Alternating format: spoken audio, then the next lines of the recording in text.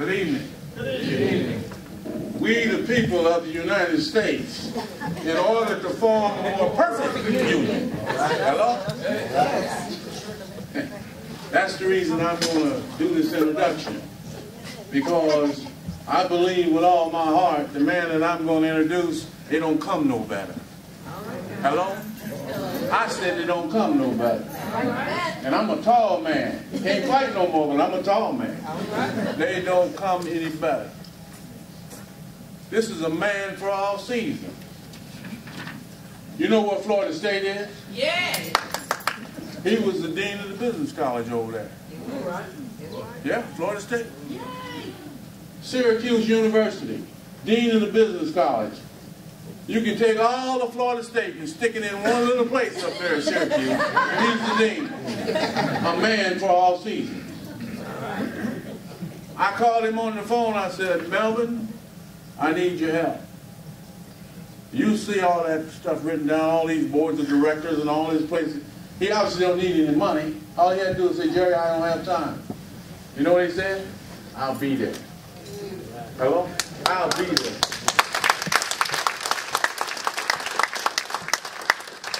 I said, we can't pay you. He said, Jerry, I don't want no money. I'll be there.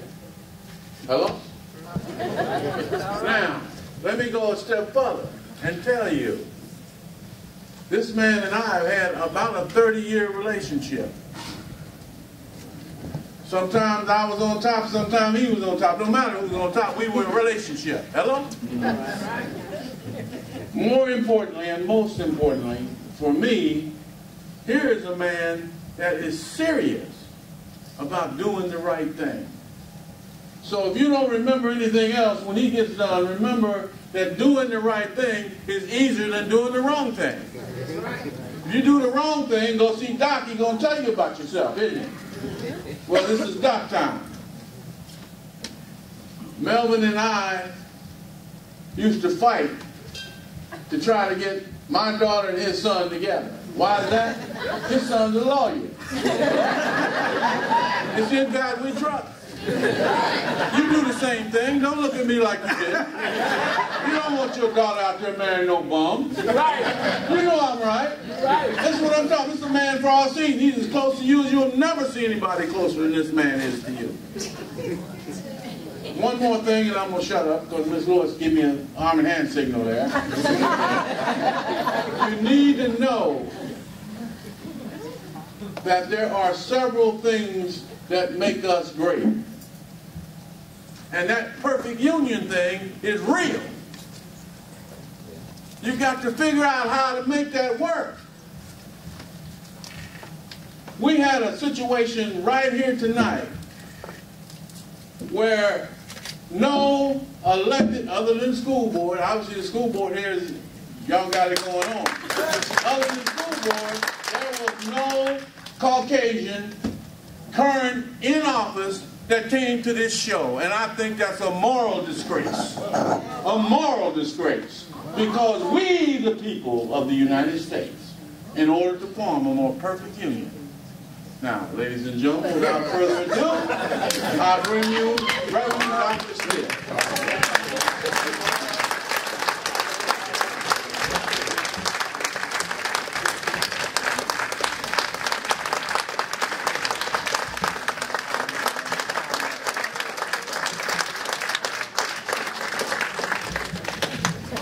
Thank you, Jerry, and good evening. Well, I really came tonight before I checked the calendar. And when Jerry said, yes, would you come to Florida? I said, yeah, because in Syracuse, we get about 130 inches of snow a year. And this time to be in Florida has to be a good day. Then on Thursday, you got all this damn ice. Jerry called me, can you get here? The roads are closed. I said, Jerry, it'll be 7 and the roads will melt. Don't worry about it. And I didn't check the calendar because tonight at the university, 36,000 of my closest friends were in the dome watching Syracuse University play Duke in basketball, the biggest crowd ever on the college campus. And I put my iPhone on mute, but I didn't cut it off. Syracuse won in overtime 91-89. got to be careful when your friend invites you because Gene and Jerry have, and as we said, our kids grew up together. We've just been dear friends so long, so no way I can say no. But again, I should have read the fine print. I didn't know that the master ceremony would be a Hollywood leading man, though I would roll a really nice necktie. Secondly, I didn't know that we'll have a future Emmy-winning group entertaining. Someone like me to come and talk to you. The evening is already done. I would just like to make one point of clarification on my bio. And if you look at the corporate boards that I'm on, you would think this guy is on every board in America. So let me just clear up. I currently serve on the Aflac board with the duck. I'm on the Sonova board, and one of my colleagues is here. It's not a year. I'm on the ARP Services board, and I'm on the Flowers Food Nature's Own Bread and that you know board. The other boards were previous boards.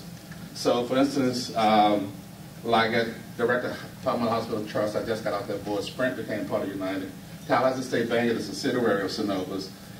Keebler Foods, I was on that board. We sold that to Kellogg's, and it's now one of the product lines. It's no longer the company. And Rexall Sundown was sold to Newman Co. in Denmark. My wife tells me if I was on the board and she wasn't an insider, she would buy the stock in those companies because she knows they're going to be sold. But I think that the companies I'm on are pretty stable companies, and it's really a great relationship. But I do bring you greetings from Syracuse University, Northern Country, and I know that Marshall Street and the town is really jumping tonight after that big win. It's already described, I think, by ESPN as an instant classic. But it's so important and so good to be with you this evening. And again, I didn't know there was an argument, so the master ceremony is right. To be the first to be a part of it, I really feel special that you would invite me to come. So to be a part of the great work of the Black Caucus and the Democratic Executive Board, you're doing great work. And it's very endearing to know that my friend Jerry is an integral part of your organization. Because I've had many conversations with Jerry about your good deeds and the work on behalf of this community, this state, and this nation. And that has been established by your state president, Lord knows we need it. But let's just look at what has happened.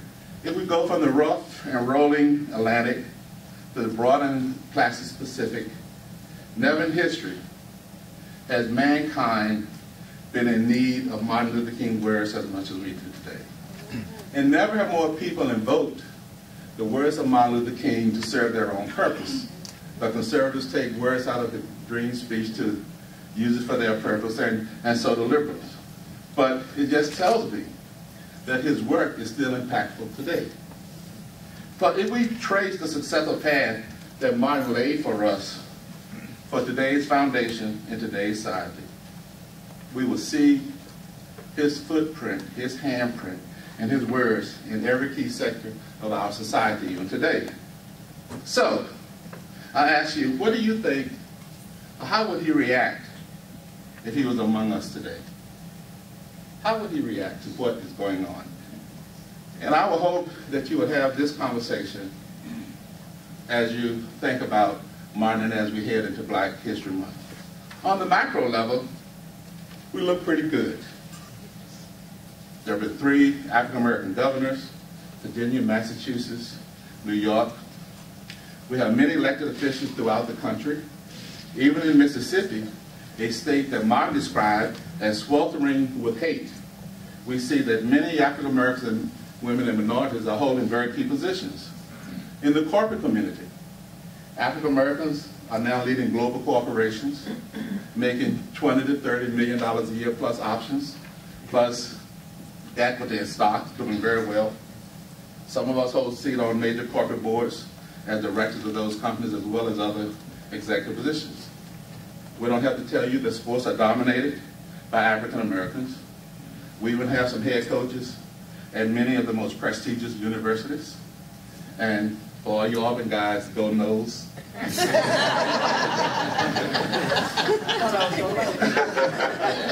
heard it's good better. We have, even tomorrow, an African American quarterback And many of us older heads remember when they say African Americans would never play quarterback in the pro, right? And we almost had, you know, in the championship game, you had 2 African American quarterbacks. You have African American coaches now heading not only in collegiate, but even in the pros and serving in big positions. So again, I think Martin would be very happy. But what if we dig below that grand level and start looking at individual things? Let's look at a couple. Let's look at employment. Could Martin accept the continuing national employment rate in this country? Would he be saddened that in the African American community, unemployment hovers around 19%, and for African American males, and 17% for African American teenagers? In health, he would be pleased because we now have a new Health Care Affordable Act, but would be disappointed that white males still outlive black males by 6 to 7 years, and white females outlive African American females by 5 years. He would be disappointed that so many African American men still smoke, because we know that simply smoking will save over 30,000 African American males a year if we simply stop smoking. He wouldn't be happy with basis. And when brothers go to doctors, it's usually in a crisis situation. Brothers, we have to visit our doctors. And if you're over 50, quite frankly, you ought to go twice a year. I'm leaving tomorrow because I'm seeing mine at 2:45 on Monday. Okay? Studies show that early detection saves lives. Because of early detection, 18 months ago, I discovered I had prostate cancer. Just walking along at my annual visit, the doctor said, "We need to discuss your PSA." I said, "My PSA is fine." He said, "No, it's not. It's 6.6. It doubled over 1 year. You need to go see Dr. Butler, one of the nation's leading urologists. Go to see him, have my exams. And let's face it, brother, you don't want to take that exam, you have to have it." Early detection, they gave me many options on what I could do. I preferably chose radiation. 35 straight days, I went to my radiology oncologist, got on that table, and he got zapped. Another option, my wife is a breast cancer survivor. Not only once, but twice. Early detection saved her life. And the cancer, luckily the second cancer was a new cancer in a different breast. And as we looked at decisions, I told her, "I'll merit you for all your body parts, not just one. We need to get you healthy." But if we don't take advantage, if we don't go to the doctors, we are losing the race. I happen to serve on a hospital board in Syracuse, and I see the trauma of African Americans who come and use the emergency room as their local doctor. You just don't get the service, you don't get the care. Hospitals have to treat you, but all they have to do is stabilize you. Once they stabilize you, they can move you anywhere in that county. We must do a better job with our medical history. We must do a better job with our medical history and take care of ourselves. And I know we all love our collard greens, but you know, kale isn't that the #1 vegetable? Collards, if you can maybe just put a little smoked meat in them instead of the ham hocks would be okay. But really, seriously. And not only that, guys, we leave here early and create a terrible situation for African American women, but 70% of African American women live alone. 70%. Religion. He would be very happy that so many new churches are still increasing, but would be disappointed, as he described, 11 o'clock on Sunday as the most segregated hour in America. Last year, over 40,000 churches went under, many in rural areas. I grew up in a rural area in a little town called Jarrett, Virginia, nothing but a farming community. And during that time, we only went to church once a Sunday. My brothers and sisters, all 10 of us have moved on. But we just decided, and my mother passed this year, my father passed, we just decided that church would survive. That we don't go there very often, because we live in all parts of the country. But all of us, every month, send a major contribution back to that little country church. Because these small churches have to survive. They played such a role, as we talked about, those of us in the 60s and the 70s, of the gathering point for African Americans to move this country in a very different direction. And I know we can go to mega churches and, you know, we can leave at 7 a.m. to go to T.D. Jakes' church and all of that stuff. And there's nothing wrong with that if that's what you choose. But don't forget your smaller churches and help them to survive. I think he would be very happy with us if we did that. Government. Surely Martin would be with the president as an African American and a gorgeous sister on his arm everywhere he goes. He would be a happy camper. In fact, he would be very proud of the advancement that was made again throughout this country for electing officials, and that's what you're doing, what this Black Caucus is about. But he would be still disappointed. There's so many efforts across this country still want to deny us the right to vote. Yep. When my parents grew up in Virginia, they had to pay the poll tax. The poll tax has simply been replaced with more sophisticated ways to try to deny us the vote. Look around this country. Look at Florida. Just look at Florida. The shrinking of days for voting before the election.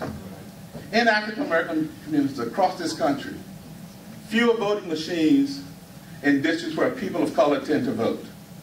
Lines waiting. With all the technology, if NASA, the National Security Agency, can tap into your damn phones and you don't even know it, and we can't get voting machines for people to vote, something's wrong. And I have to tell you, as a product of the South, I believe it's deliberate. It's very deliberate with the politics that's going on, state after state. In Pennsylvania, the judge just struck down this vote ID law, which is so important. And again, in the government, and why it's so important with this argument, but I think, well, of course, with the president, but Eric Holder is so important to us. And what he is doing. I think Eric Holder will go down as one of the greatest attorney generals ever to sit in that office. Why? He is simply doing things that the attorney general ought to do. He is taking on these voting rights acts. He is taking on, because brothers smoke cracks and white guys smoke the powder, brothers get more time in jail and white guys go home. He is taking on these crimes and these punishments and these direct sentences. Because it happens. Let me give you another personal story. Jane and Jerry and Jill know my son William. William is a vivacious kid, went to Florida State undergraduate, Syracuse for math and radio, television, and film, went to Hollywood, actually worked on some good pictures. A lot of the Will Smith movies and all of that stuff. And then he looked at his brother, who was still holding that he and Jill would get married, who's now a professor at Clemson. Amen. He has a PhD. And look at Tommy making all this money. He said, Dad, I'm going back to school. He said, I want an MBA. And I almost fell on my chair. I said, William, you haven't had a course in stat or something all your life. He said, I'm already at UCLA taking accounting, and I'm taking all the math stuff. He applies to school. He gets admitted. I said, apply to Georgia as a safe school. We have a condo there. You can say, they apply to Georgia, get a full ride. Driving across country. I told him, I said, William, I want you off the road every day by 6 o'clock. I want you in a hotel, and I want you to call me by yourself on across country. It's all the way across country to Jackson, Mississippi. Calls me, said, I'm in the hotel. He gets up the next morning at 9:30. He calls me, said, Dad, I'll be in Athens this afternoon. We're going to school. 9:30, he looks behind him, and he sees a policeman behind him. He says, okay, I'll pull over so he can pass me. William pulls over. Guy puts a siren on. William pulls over. He said, son, what are you doing in Mississippi? He said, you have California plates on your car. He said, I am on my way to the University of Georgia to go to graduate school. He said, well, you know, you have a Florida State covering over your license plate. You're not supposed to have your license plate covered in Mississippi. He said, well, I don't know that. I'm just passing through. He said, can I inspect your car? He said, inspect my car? He said, what? So he said, well, yeah, I don't care. So he goes and he calls his brother, the attorney. Thomas said, William, just watch it. Not only does he go to inspect my son's car, he calls in a canine dog, He calls in 2 other policemen. They take everything out of his car and search it, have the dog sniff in his car. Then he says to William, why are you acting nervous? He said, you'll be acting nervous too if people, you're in a town you don't know. And he said, well, we're not looking for what you might be smoking. We're looking for what you might be selling. William said, I'm not selling anything. Here are my papers. Show you that I'm passing through. This is what happened to young black guys all over this country. Now, lucky, and I pray to my God every day because I still get nervous about it, at least the cop was clean. He didn't throw something in my son's trunk. He didn't throw something in his backseat. He went on to Georgia. But all these young black guys aren't that lucky. That's right. That's right. Tell the truth. And so that's why Eric and what Eric Holt is doing is so critical to what we're talking about and what you stand for tonight. These crimes, and then charging the brothers with felony that can't vote. Look at what are you fighting in Florida? The right to felons to do what? Get the right back to vote. So we can take all these young guys off the street, not a right to vote, and all of this. What are we doing to the future? And that's why I think, and I'm so happy, that of all the department chairs, that Eric Holder is staying for 8 years. I see him as so critical. That's why Fox and all those people come after him, and he is so smooth. I love to watch him. And I don't watch the C-SPAN, but when Eric Holder's before one of the committees, I watch him. He is just that good. And in his own quiet way, he is changing the landscape of the way our sons and daughters will be treated in this country, maybe when some of us are no longer here. It is just that important. Education, I've spent my life in education. So many young people getting degrees. Martin would be so happy. Yet, we still have too many of our sons and daughters that don't finish high school. That rate is too high. He will be disappointed that his alma mater, Morehouse, had to recently lay off people due to a lack of financial support. The house, Howard, has to now sell the hospital. Howard is trying to recruit my brother to be the CFO. He told me he can't afford the hospital anymore. He just can't afford the technology. And that's what's happening across this country. I will also plead to you, as an alum of these schools, send them something. Send them something so that these black and other kids who come into our HBCUs like Spelman, Morehouse, Norfolk State, FAMU, can get an education because it's getting really expensive. At Syracuse University, to give you an example, tuition and room and board is $55,000 a year. That's what those kids pay to come to Syracuse University. $55,000 a year to be on that hill and walk through all that snow. And we're really concerned because you want the brother to talk eloquently about diverse students. You try that, but you have to wonder sometimes. These kids whose parents have to take out loans, what are we really doing? If they have that much debt in undergraduate, you've heard the doctors being introduced and PhDs in this room tonight, they can't go to graduate school. You cannot bankrupt actors in your life. You've heard a lot of talk about Barack and everybody closing down that loophole, cutting out the banks, unfortunately. But not only that, you heard about him tightening up the rules that some of the HBCUs have been made. Why did they do that? Here's why. So when you come to apply, if mom and dad don't have such good credit, they go to grandma. Grandma got a Social Security check. Yeah, baby, I want you to be a Rattler. You know, I want you to be a Knoll. I want you to be a Tiger. I want you to be... Grandma signs for those loans. What they were finding, Grandma's Social Security check was being taken part of it to pay back loans when the child left school. And that's why they closed that up. But they were putting families at risk by this. And I just suggest, and I've been the dean of a major university, you ought to go to I went to Norfolk State. You ought to go to an undergraduate school that you can afford. And I would ask you, if you're here talking to people, save your debt for graduate school. You can go to any school in this country as an undergraduate and still get to any graduate school in this country. If you do well, if you keep that 3.99999. Not only that, when you go to graduate school, they're going to pay you to go to graduate school. That's a fact. But if you got all this debt and then you got to start trying to work and build a life, you can't start. So I encourage you as an academician to talk to people about that. And so that's why I think in many ways, this can be seen as the best of times and the worst of times. That's why the Black Caucus must be so vigilant in what you're doing. These and other areas in this community, you have to stay on guard because the race certainly isn't over. We must do whatever we can do to continue to make the dream of Martin Luther King a reality for everyone. Everyone has a role. Another example, the state of Virginia, the former home of the Confederates, the birthplace of one Melvin, Stith, and little Jerome. What recently happened in Virginia? A recent candidate won his assembly seat by 11 votes. Did you read about this? Did you hear about this? What happened? In this election, the governor flipped to a Democrat.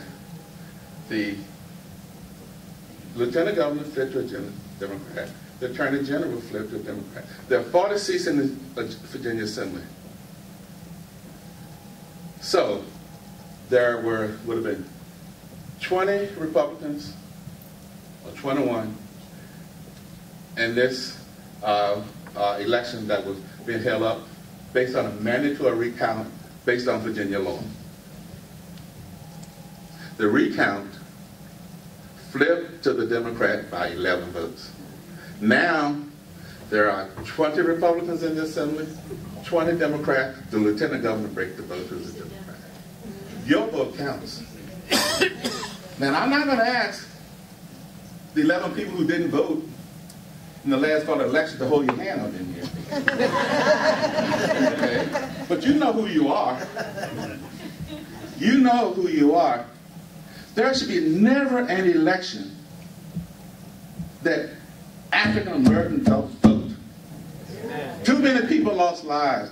Too many people had hardships for this thing to vote. And we tend not to vote in the off years because we got the rock. Well, a lot of local judges. Jerry just talked about the city councilman who wouldn't come and break bread with us. Amen. You know, we can go across this country. And it's not just your vote. You should be responsible for some number of other people. Back to my wife. When it's time to vote in Virginia, and I'll tell you, we live in New York, but we still vote in Florida because we think you need our vote more than New York. So we still vote in Florida. And at the last election, my wife had me here 2 weeks early just to make sure we got here in time. And we were flying Delta. I know Delta can be slow. So my wife takes credit for these 11 votes because here's what she did. She called every one of her relatives in Virginia and said, you have to vote. You have to vote. And she counted them up, and I think it was like 12 votes. She said, yep, that's me. And she told me today, she called me again. Do you have that in your speech? And you tell them what I did? And I said, yes, ma'am, Dr. Stith. I would tell them what you did because it really is true. Not just your vote. Be responsible for X number of other people voting too. We can switch this thing. You can switch it with the governors. You can switch it with people that don't show up tonight. You can send a message. Nothing is more critical to me than this whole idea of voting and standing for something and standing for other people so that other people can rise and be all that they need to be. Because Martin Luther King once said that our lives began to end the day we become silent about things that matter. And when you don't vote, you're silent. He also said that he doesn't worry about the words of his enemies. He worries about the silence of his friends. And when we're silent and we don't do what the Black Caucus want us to do and to be supportive, then we lose everything. And I like to close simply with this. I told my wife, I'm not watching Barack State of the Union. I've given him so much money, I'm in the poorhouse. I can't even afford to watch him anymore. She said, come watch it with me. And I'm so glad I did. Because first of all, I thought this speech was impactful. But as a military veteran, and my prostate cancer came from Agent Orange in Vietnam, where I was, and now I'm a disabled veteran. But what he said when he introduced the young soldier at Corey. This young man had 10 deployments in Afghanistan. And on the 10th deployment, he was hurt in a very violent roadside bomb. And he was there with his dad. And here's what the president said. It just blew my mind. Because I thought so much about those of us who are children of the 60s, younger children like Miss Lewis who are here and her daughter and all of these people. And these words just stayed with me. He said, our freedom, our democracy has never come easy. And that surely is us. Nothing we did was easy. Sometimes we stumble. We make mistakes. We get frustrated or discouraged. That's us. But if we work together, if we summon what is best in us the way Courage summoned the best in him, because this guy has had like 15 operations, with our feet planted firmly in today, but our eyes cast toward tomorrow, I know it is within our reach that we can do anything we want to do. So tonight, I say to you, Corey represents you, he represents you, he represents you, he represents you, he represents you, he represents every one of us. Keep our feet in today, but cast our eyes toward tomorrow. Because anything that we want to do is in our reach.